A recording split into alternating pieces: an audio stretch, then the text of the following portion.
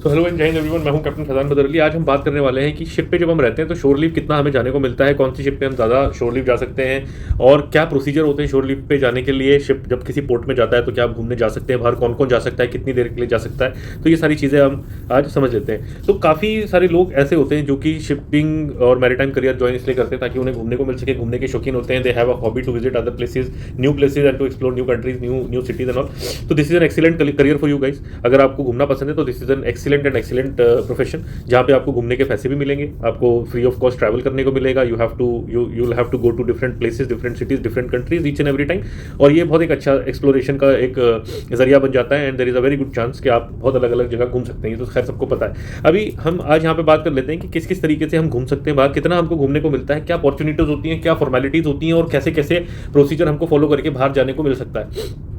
तो शुरुआत करते हैं टाइप ऑफ शिप से। अभी टाइप ऑफ शिप्स यहाँ पे जानना इसलिए जरूरी है बिकॉज जिस तरीके के शिप के ऊपर आप हो उस तरीके का ट्रेड आप फॉलो कर रहे हो और उसी तरीके के पोर्ट्स पे आप लोग जा रहे हो। तो अभी कौन से शिप ऐसे होते हैं जो बहुत ज़्यादा अच्छे पोर्ट्स पे जाते हैं, बहुत सारे शिप ऐसे होते हैं जो पोर्ट्स के अंदर नहीं जाते हैं, वो बाहर ही रुकते हैं। और तो जो मेन एक्चुअली सिटी होती है उससे काफ़ी दूर उनको रोक दिया जाता है और बाहर एक टर्मिनल बना दिया जाता है जहाँ से कि वो सिर्फ अपना कार्गो डिस्चार्ज या लोड करने के बाद डिपार्चर अपना कर लेते हैं। तो वो लोग सिटी में नहीं जाते, वो लोग बाहर थे। तो इनमें कौन से होते हैं, देखिए यहाँ पर रिस्क फैक्टर बहुत ज़्यादा एक इंपॉर्टेंट रोल प्ले करता है। जैसे कि एलएनजी टैंकर, एलपीजी टैंकर की अगर हम बात करें तो जब गैस कैरियर्स होते हैं उनको सिटी के अंदर लेकर के आना इज सेम लाइक एक आप एटम बॉम्ब को सिटी के अंदर लेकर के आ रहे हो। तो इसलिए वो जो गैस कैरियर्स होते हैं, एलएनजी टैंकर्स होते हैं, एलपीजी टैंकर्स होते हैं, उनको बाहर ही रोक दिया जाता है। एक टर्मिनल ऐसा बना दिया जाता है सिटी से काफी दूर जहां पर वो आके बर्थिंग करके अपना कार्गो डिस्चार्ज या लोड करके वहीं से ही डिपार्चर कर देते हैं, वहीं से ही चले जाते हैं। तो वो लोग सिटी के अंदर तक नहीं पहुंचते। तो उनका जो पोर्ट होता है, उनका जो टर्मिनल होता है वो सिटी से काफी दूर होता है, इसलिए उनको सिटी में जाने के चांसेस जो हैं वो थोड़े डिफिकल्ट हो जाते हैं। बहुत कम ऐसी बार होती है जहां पे उनको बहुत अच्छा मौका मिलता है बाहर जाने के लिए। मैं ये नहीं बोल रहा हूँ कि वो बिल्कुल ही नहीं जा सकते, वो जाते हैं, बट उनको इतनी ज़्यादा अपॉर्चुनिटीज़ नहीं मिल पाती हैं कि वो बहुत ज़्यादा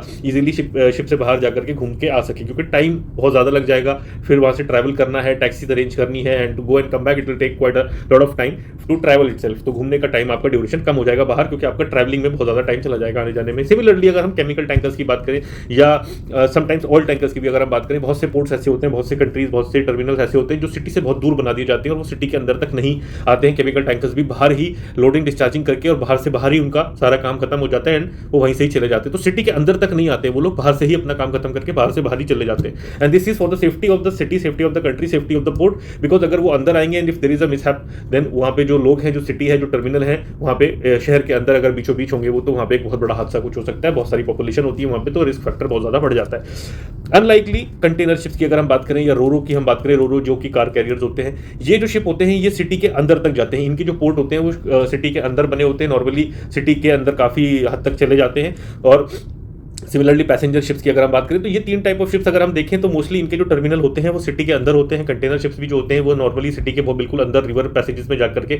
अंदर तक चले जाते हैं। और जो मेन सिटी होती है वो इतनी नज़दीक होती है कि बस आप शिप से उतर के पोर्ट के बाहर जाएंगे, टर्मिनल के बाहर जाएंगे, आपको इजीली टैक्सी मिल जाएगी और आप इजीली जा सकते हैं। तो ये कुछ शिप्स ऐसी हो गई जिसपे हमें समझ में आया कि कहाँ पे हमको बाहर जाना, शहर में घूमना हमारे लिए ईजी हो जाएगा। तो container ships, car carrier, passenger carriers, ये सारे शिप्स जो हैं ईजिली हमको एक अंदर तक सिटी के ले जाते हैं। जो टर्मिनल्स होते हैं वो अंदर सिचुएटेड होते हैं, इस वजह से हम लोगों को बाहर जाने के लिए आसानी से टाइम मिल जाता है, आराम से हम लोग बाहर जाके घूम के आ सकते हैं। नाउ अभी बल्क कैरियर की अगर हम बात करें तो बल्क कैरियर के दोनों एस्पेक्ट्स हो सकते हैं, अंदर भी होते हैं, बाहर भी होते हैं, depending upon type of cargo they are carrying. तो अगर कार्गो के अलग अलग टर्मिनल बने होते हैं तो वो कौन से कार्गो कैरी कर रहे हैं उसके हिसाब से उस टर्मिनल पे वो लोग जाते हैं। अपना कार्गो अगर डेंजरस है तो मोस्टली वो बाहर टर्मिनल मिल जाता है, उनको बाहर जेट्टी मिल जाती है। अगर cargo is eco friendly and not that dangerous तो वो फिर अंदर तक चले जाते हैं काफी बार।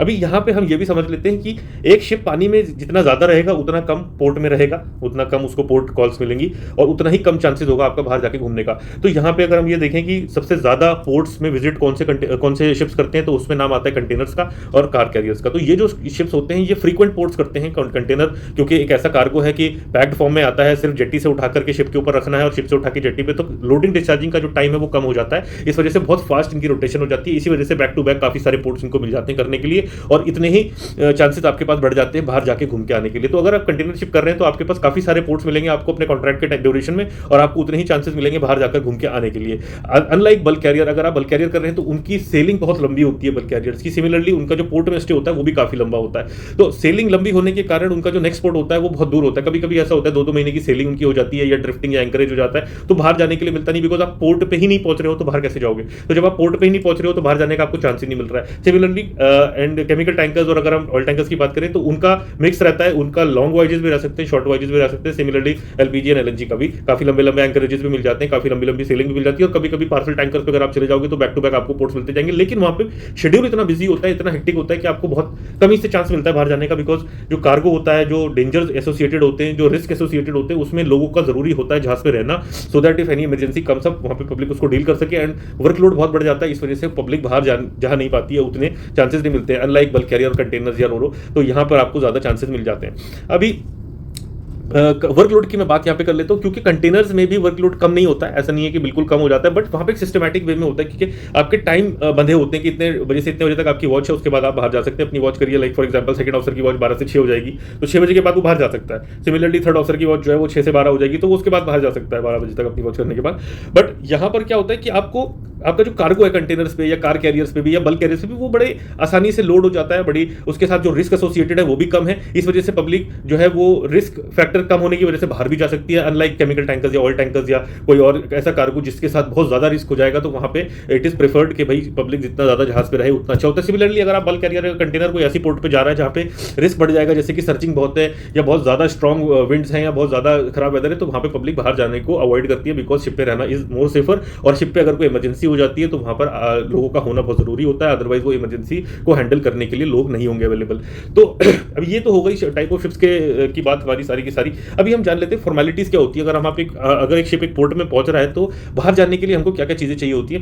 तो जब शिप पोर्ट में पहुंचता है तो सबसे पहले शिप के ऊपर आता है शिप का असाइंड एजेंट, जो कि सारी पेपर वर्क कराता है, पेपर वर्क फॉर्मेलिटीज और कस्टम्स इमिग्रेशन की सारी फॉर्मेलिटीज वो क्लियर कराता है। उसके बाद सारी इमिग्रेशन की फॉर्मेलिटीज जब खत्म हो जाती है, कस्टम की फॉर्मेलिटीज खत्म हो जाती है, बहुत से पोर्ट पे कस्टम ऑफिसर्स जहाज पे आते हैं, बहुत से पोर्ट पे immigration officers, quarantine officers, medical officers, security safety officers, ये सब शिप पे आते हैं, अपना पेपर वर्क खत्म करके, रूटीन वर्क खत्म करके क्लियरेंस दे देते हैं शिप को। एंड उसके बाद शिप में कौन कौन आदमी बाहर जा सकता है उसकी एक लिस्ट, उसके शोर पासेस आ जाते हैं, एंड वो शोर पास लेकर के आप बाहर जा सकते हैं। आपको टर्मिनल के गेट के ऊपर वो दिखाना होगा शोर पास, और उसके बाद आपको वो अलाउ कर देंगे बाहर जाना। आपको वीजा की जरूरत नहीं होती है बहुत से पोर्ट्स पे, other than US and Australia. आप शोर पास वो दिखा करके बाहर जा सकते हैं। तो जब तक आपको वो क्लियरेंस नहीं मिलेगा, वो शोर पास नहीं मिलेगा, वो परमिशन नहीं मिलेगी इमिग्रेशन से या कस्टम से बाहर जाने की, तब तक आप बाहर नहीं जा सकते हैं। तो जब आपका शिप पहुंचेगा पोर्ट में, उसके बाद आपको सारी ये फॉर्मेलिटीज खत्म करने के बाद ही people can go out, and they can go out for a specified duration of time, because आपको अपनी ड्यूटी खत्म होने से पहले शिप पे वापस भी आना पड़ेगा। तो मोर और लेस आपको 5-6 घंटे मिल जाते हैं बाहर घूम के आने के लिए, and that is I think quite enough. और उसके बाद नेक्स्ट पोर्ट पे जब आप पहुंचेंगे फिर आप जा सकते हैं, फिर नेक्स्ट पोर्ट पे पहुंचेंगे तो फिर आप जा सकते हैं। तो नॉर्मली कंटेनर्स पे this is a very easy thing to go outside, because आप बैक टू बैक पोर्ट्स कर रहे हैं। अगर आपको इस पोर्ट पे चांस नहीं मिला, आप अगले पोर्ट पे जा सकते हैं। बल्क कैरियर पे भी हो जाता है, क्योंकि अगर आपको आज नहीं चांस मिला तो आप कल जा सकते हैं, बिकॉज पोर्ट में जो स्टे है वो काफी लंबा हो जाता है। बल्क कैरियर जो है 15-20 दिन, कभी कभी रुक जाता है, 10 दिन रुक जाता है, 8 दिन रुक जाता है, 6-7 दिन भी रुक जाता है। तो अगर आपका इतना लंबा स्टे हो रहा है एक पोर्ट पे, तो आप आज नहीं अगर मौका मिल रहा तो आप कल जा सकते हैं। बट केमिकल टैंकर्स पे और प्रोडक्ट टैंकर्स पे, या मैं बोलता हूँ एलपीजी एलएनजी टैंकर्स पे, ये सिचुएशन काफी डिफरेंट हो जाती है। तो आई थिंक ये वीडियो आपको हेल्प करेगा ये चीज समझने में के लिए, एंड शेयर करिए जो लोग ये चीज जानना चाह रहे हैं। गुड लक एंड जय हिंद।